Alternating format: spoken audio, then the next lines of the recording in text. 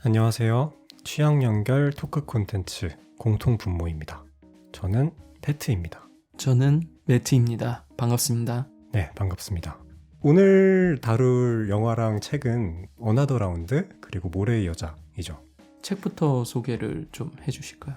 모래의 여자라는 일본 소설이고요. 아베 코보라는 작가가 1962년에 출간한 책이에요. 사실 되게 좀 은근히 오래됐잖아요. 60주년이 됐네요. 그러네요. 네. 딱 60주년이네요. 출간 60주년. 아베 코보의 이 작품은 말씀드렸다시피 60년 전 작품인데도 되게 생생하게 좀 현대적인 느낌이 있고요. 전혀 읽으면서 옛날 소설 같다라는 느낌이 그렇게 많이 들진 않아요. 이렇게 생생한 이미지 때문인지 그 출간되고 나서 당시에도 영화화가 됐고요. 1964년에 칸 영화제 심사위원 특별상을 수상하기도 했습니다. 그렇죠. 1964년에 영화가 돼서 칸 영화제에서 심사위원 특별상을 수상을 했다는 건 그만큼 작품성도 인정을 받았다라는 얘기로 볼 수 있을 것 같고요. 그리고 저희가 오늘 준비한 영화가 바로 어나더 라운드라는 작품이고요. 네. 덴마크 감독이죠. 토마스 빈터베르크 감독의 2020년작입니다. 그리고 바로 다음 해인 2021년에 제93회 아카데미 시상식 국제장편 영화상을 수상하기도 했죠. 이 영화의 주인공이 우리에게 굉장히 익숙한 배우예요. 네, 얼굴은 진짜 익숙합니다. 네, 매즈 미켈슨이라는 배우고 아마 많은 분들이 할리우드 영화에서는 빌런으로 주로 많이 보셨을 거예요. 007 카지노 로얄에서 빌런 역을 맡았었던 르시프 역으로도 나왔었고 그리고 닥터 스트레인지에서도 빌런 역할을 맡았었는데 이제 본인의 조국인 덴마크에서 영화를 맡는 걸 보면 무기력한 현대인을 상징하는 굉장히 현실적인 캐릭터를 주로 소화하는 것으로도 유명합니다. 네, 그래서 이 두 작품을 같이 가져왔는데 얼핏 보면 되게 연관성이 없어 보이죠. 일단 문화권도 다르고 시대도 다르고 풍기는 이미지도 상당히 다른데요. 그래도 저희가 오늘 이 두 작품을 같이 연관시켜서 이야기하려는 이유는 권태라는 키워드에서 두 작품을 함께 이야기할 수 있을 것 같아서입니다. 권태라는 게 사실 현대사회뿐만 아니라 동서고금을 막론하고 일상에 지친 사람들 그리고 주변의 환경에 지친 사람들 이러한 사람들이 우리가 살다 보면 필연적으로 맞이하게 되는 과정 중에 하나라는 생각이 들거든요. 지혜롭게 이겨내는 사람들도 있고 아니면 그 권태로움에 빠져서 자기의 삶을 갉아먹는 사람들도 있고 현상은 똑같은데 거기로부터 비롯되는 결과물은 완전히 상이한 거죠. 두 작품 다 어쨌든 어떤 일상적인 것 혹은 내가 어떤 갇혀있는 어떤 공간이나 사이클에서 좀 벗어나려고 하는 사람들 일상적인 한계에서 벗어나려고 하는 이야기들이 나오는데 좀 재미있는 점은 벗어나려고 했고 벗어났다고 생각했지만 그게 벗어나는 것이 아닌 것 같은 상황들 뭐라고 할까요? 약간 메비우스의 띠 같은 그런 상황들이 계속 반복되어 나오고 있다는 게 재미있더라고요. 어너더 라운드에서도 음주 권장 영화라고 어떤 광고 카피가 있었던 걸로 기억을 하는데 카피를 보고 예상했던 거랑 너무 다른 영화였어요. 어떻게 보셨어요? 영화를 보면 주인공들의 삶이 음주와 가까워지면 가까워질수록 권태와 무기력함에서 벗어나는 모양새를 보여주거든요. 맞아요. 한 중반까지. 보통 일반적인 영화에서 음주를 통해서 무기력감, 좌절, 어떤 일상과의 단절 온갖 안 좋은 것들이 다 엮이는 모양새가 비춰지잖아요. 근데 여기선 일상에 찌든 사람들이 술을 가까이 하면서부터 오히려 활력을 얻게 되는 결국 그 술이라는 매개가 우리 인간 사회에 던지는 메시지는 그 술 자체가 과연 문제인 것인가 혹은 그 술을 즐기는 사람들이 그것을 어떻게 활용하느냐의 문제인가 시대를 막론한 일반적인 메시지를 전 던지고 있다는 생각이 들었거든요. 영화 어나더 라운드에선 중요한 개념이 두 가지가 나와요. 첫 번째는 알코올이거든요. 쉽게 말하면 술이죠. 여기 나오는 주인공 4명이 술을 마시는 장면이 나오는데 그 술을 마시는 장면에서 한 명이 노르웨이의 철학자이자 의사인 핀스코르데루라는 사람의 가설을 하나를 가져와요. 이게 약간 심리학적인 가설인 것 같긴 한데 사람에겐 혈중 알코올 농도가 0.05%가 부족한데 그걸 술로 채워졌을 때 자신이 하고자 하는 방향으로 일을 효율적으로 해낼 수 있고 기분도 좋아진다. 이런 가설을 내세우거든요. 처음에는 친구들이 동조하지 않다가 자신의 삶이 너무 쳇바퀴 돌듯이 돌아가면서 잘 풀리지도 않으니까 그 가설을 직접 실험해 보기로 해요. 사실 후자는 이해가 되거든요. 기분이 좋아진다. 네. 근데 전자는 효율이 높아진다라는 건 사실 일반적인 통념이랑은 약간 다른 얘기긴 하죠. 그렇죠. 네. 이 사람들이 뭔가 교사로서 자신의 책무를 다하는 그러한 어떤 일상들을 영화가 비춰주는 과정에서 보면 약간 자신감이 결여돼 있어요. 학생들을 제대로 관리를 하지 못하고 자신의 주장을 자신 있게 얘기하지 못하고 학생들이 잘 안 듣죠. 그러니까 뭔가 이런 소통의 부재에서 오는 자신감의 결여 거기서 자신이 교사로서 이루고자 하는 바를 제대로 이뤄내지 못하는 데서 오는 좌절 이러한 것들에서 완전히 지금 가로막혀 있는 상태라고 볼 수 있거든요. 네. 그리고 일상적인 면에서도 좀 뭔가 계속 삐끄덕거리는 순간들이 오죠. 아내와의 관계, 아니면 가족과의 관계, 뭐 육아 이런 것들도 계속 내가 할 수 있는 것만큼 못하고 있다라는 자각을 계속 하게 되는 상황들이 오는 것이죠. 그런 과정이 계속되다 보니까 한번 직접 실험을 해보자 라고 해서 딱 그 언저리에 맞춰서 술을 마셔요. 0.05%에 맞춰서. 네, 근무 시간에 술을 먹는다는 얘기를 하는 겁니다. 맞아요. 네. 술 마시고 수업에 들어간다는 얘기예요. 네. 간단하게 얘기하면. 네. 근데 희한하게도 그 가설이 얼추 들어맞는 듯한 장면이 하나가 나오잖아요. 그죠. 역사 수업을 하는데 호응이 되게 다른 거죠. 평소랑은 다 다르고 사실 역사라는 설정도 의미심장해요. 얘들은 젊은이들이잖아요. 네. 수업 듣는 애들은. 과거의 얘기를 하는 거예요, 선생님이. 애들이 보통 여간에서는 잘 안 듣죠. 라떼 얘기로 들을 수 있으니까. 그렇죠. 요즘 뭐 그런 거죠. 네. 근데 그거를 되게 재미있게 풀어내면서 애들의 호응과 관심을 이끌어내는 장면이 나와요. 그러면서 그 수업을 하는 자기 자신도 거기에 심취해서 점점 더 신나게 하게 되죠. 이 마틴이 역사 수업을 하다 보니까 역사에 상당히 큰 족적을 남긴 인물들이 소환이 되는데 이 인물들의 공통점을 보면 다 술을 좋아해요. 해밍웨이 얘기도 나오고 윈스턴 처칠도 나오고 네. 아무튼 이 이야기들을 통해서 마틴은 뭔가 자신의 상황에 그것들을 이입시키고 자신감 있게 수업을 해나가면서 이전엔 없던 호응을 유도해내고 학생들의 신뢰와 관심을 얻게 돼요. 거기서부터 완전한 전환점이 마련이 되는 거죠. 네. 그리고 두 번째로 중요한 개념이 바로 불안이거든요. 이 영화의 주인공인 4명은 이미 젊음이란 단계에선 조금 벗어난 인물들이잖아요. 근데 이 인물들이 함께 어울려서 살아가는 사람들은 학생들이에요. 뭔가 이 대비되는 간극, 그 간극에서부터 오는 일종의 좀 이질감, 그러면서도 나름대로의 동경 같은 것도 저는 있다고 봐요.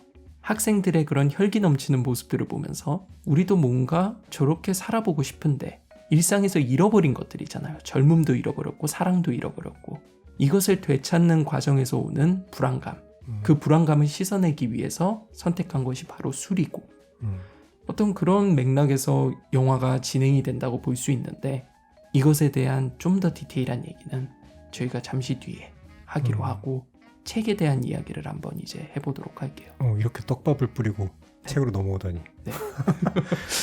책의 스토리는 굉장히 간단하다고 하면 간단해요. 네. 그 설정 자체는 곤충 채집을 좋아하는 사람이 있습니다. 이 사람도 교사 아닌가요? 네, 교사네요. 그러고 보니까 곤충 채집을 좋아하는 이유는 여러 가지가 있지만 그 중에서 가장 큰 이유는 자기 이름을 남길 수 있기 때문이에요. 학명에 남길 수 있는 거죠. 그렇죠. 그 발견하지 못했던 별을 발견한 사람은 그 별에 자기 이름을 붙이잖아요. 그런 네. 것처럼 여태까지 한 번도 발견되지 않았던 곤충을 발견하면 거기에 자기 이름을 붙일 수 있는 거예요. 그래서 이 사람은 독특한 곳으로 계속 찾아다닙니다.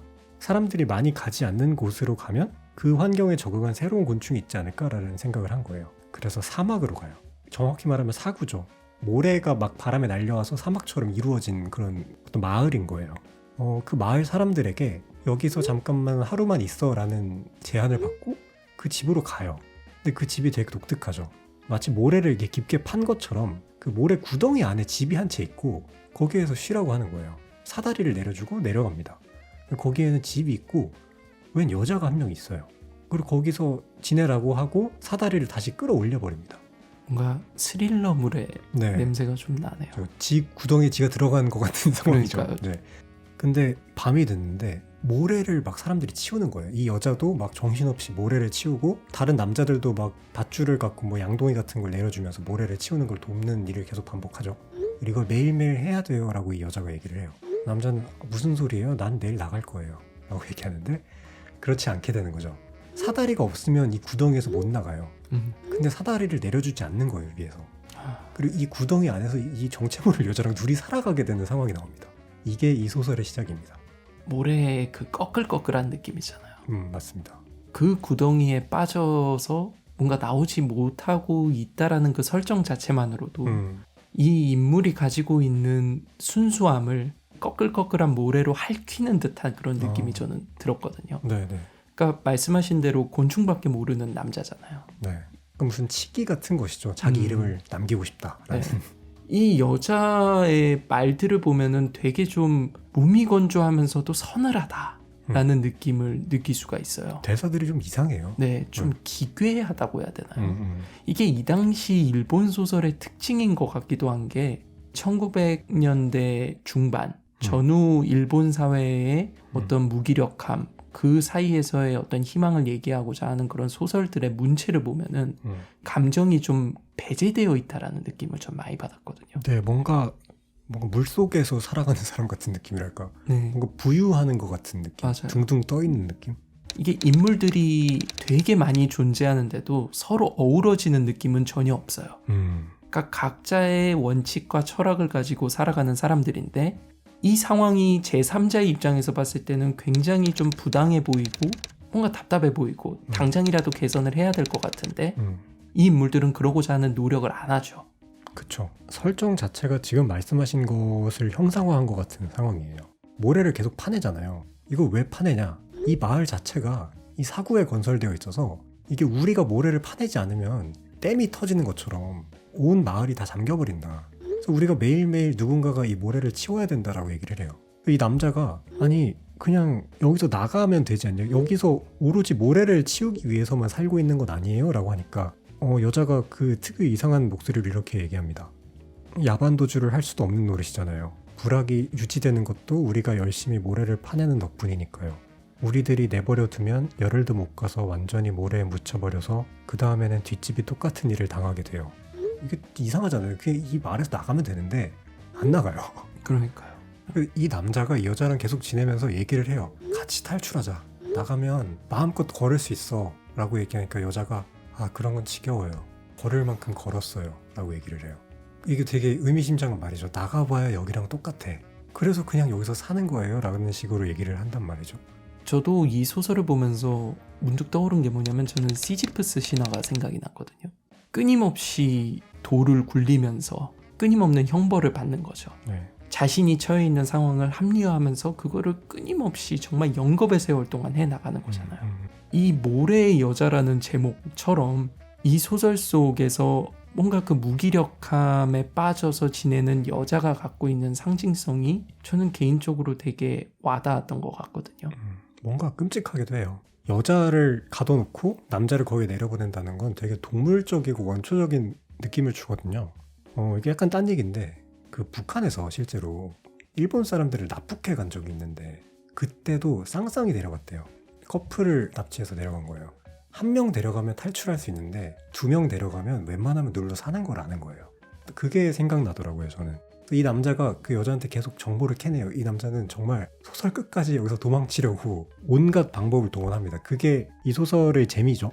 소설 속 장면에도 되게 강렬한 장면이 있는데 이 남자를 말하자면 속여먹은 어떤 노인이 있어요. 이게 개미굴처럼 밖으로 빠져나갈 수 없는 구덩이 같은 거잖아요. 그 구덩이 위에서 남자를 내려다보면서 이런저런 얘기를 해요. 남자가 계속 설득을 합니다. 나는 선생님이었다고. 당신도 교육이 얼마나 중요한지 알잖아. 나는 이렇게 모래마다 파는 것보다 훨씬 가치 있는 일을 할 수 있어 라고 하니까 노인이 글쎄 점점점 이라고 하면서 사다리를 올려버립니다. 여기는 사람들이 모여 사는 불악이고 맞아요. 개선할 수 있는 방법을 제안함에도 불구하고 거기에 사는 인물들은 관심이 없어요. 그냥 이대로 똑같은 일을 반복하는 게 자신들의 숙명인 것처럼 얘기를 해요. 네. 저 별거 아닌 사다리만 내려주면 내가 도망갈 수 있는데 못 도망가게 하니까. 이게 고전으로 남은 이유는 이게 정말 절묘한 상황 설정을 통해서 우리의 삶을 형상화했다라는 점에 있는 것 같아요. 많은 분들 한번 읽어보셨으면 좋겠습니다. 다시 어나더 라운드로 한번 돌아와 볼게요. 그 앞서서 제가 말씀드렸던 개념 중에 불안이라는 개념에 대해서 이게 굉장히 중요하다라는 말씀을 드렸거든요. 근데 이게 저희가 지금 말씀드린 장면하고도 상당히 맞물려 있는 개념이에요. 그 4명 중에 피터라는 교사가 굉장히 애지중지하는 학생이 한 명이 있어요. 이제 이 학생이 졸업을 할 시점이 다가오고 면접 시험을 하나를 봐야 돼요. 근데 그 면접 시험의 주제가 바로 키에르케고르예요. 근데 그거를 이 학생은 제대로 마주하지 못해요. 그러니까 여기서 피터가 뭘 제안하냐면 술을 한 모금 마셔보라 라고 얘기를 해요. 아직 20살도 안 됐는데. 미친 선생님이죠. 진짜 대한민국 교육 현장에서는 감히 상상할 수 없는 언론에 그런 나옵니다. 제안이죠. 나오죠.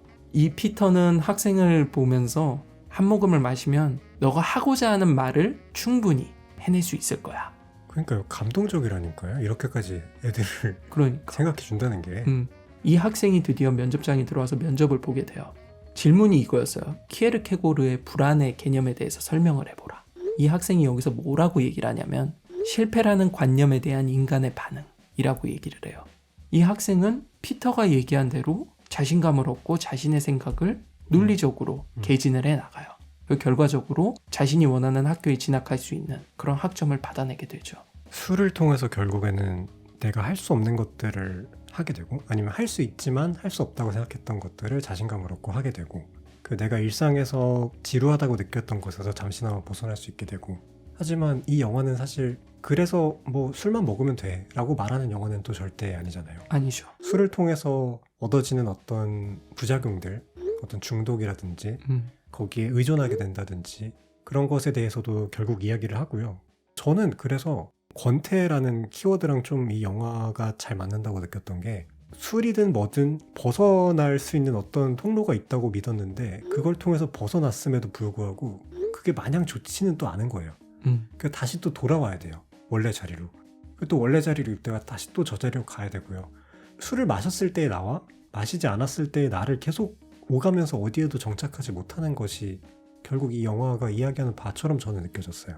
근데 제가 이거를 생각을 해보니까 술은 통제할 수 없는 무언가라고 생각을 하거든요. 통제할 수 없는 거를 통제하려고 하다 보니까 오류가 나는 거예요. 내가 생각하지 못했던 방향으로 일상이 흘러가게 되고 거기서 마주하게 되는 어려움에 봉착했을 때 그거에 대해서 이성적으로 합리적으로 생각해서 판단할 수 있는 능력이 결여되어 있는 거죠. 그러니까 거기에서 술이 주는 장점과 완전히 대비되는 한계를 마주한 거예요. 모래의 여자에서도 그랬고 어나더 라운드에서도 그랬고, 결국 메비우스의 띠처럼 벗어나려고 해도 혹은 벗어나도 거기는 벗어난 곳이 아니고 완전히 벗어날 수 없는 어떤 권태에 대해서 이야기를 한다면, 마지막 어나더 라운드의 결말에서 술 먹고 바다로 뛰어드는 네. 이렇게 말하니까 되게 멋이 없네요.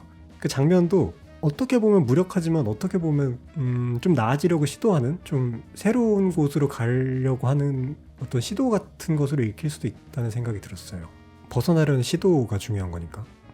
사실 2화를 준비하면서 나름의 기대감이라고 해야 될까요? 너무 둘 다 제가 개인적으로 좋아하는 작품이고 좀 여러분들한테 좀 공감할 만한 메시지를 잘 공유했으면 좋겠다라는 생각을 가지고 왔는데 그게 잘 전달이 됐을지는 모르겠습니다. 니값 하는 거죠. 페트와 매트. 저희가 크게 뭐 거창한 뭔가를 얹어서 전달해 드리는 것보다도 이 작품이 갖고 있는 그 오리지널리티를 전달해 드리는 것도 이 공통 분모가 가지고 있는 하나의 숙제이자 지향점이라는 생각이 들고요. 앞으로도 그런 정신과 마음가짐으로 여러분께 좀 유의미한 그리고 재밌는 그런 작품들을 함께 엮어서 소개해 드릴 수 있었으면 좋겠습니다. 네. 여러분들 재밌게 오늘 방송 보셨다면 좋아요, 댓글, 구독, 알림 설정까지 부탁드리겠습니다. 여러분들 다음 주에 뵐게요. 모두 안녕. 안녕.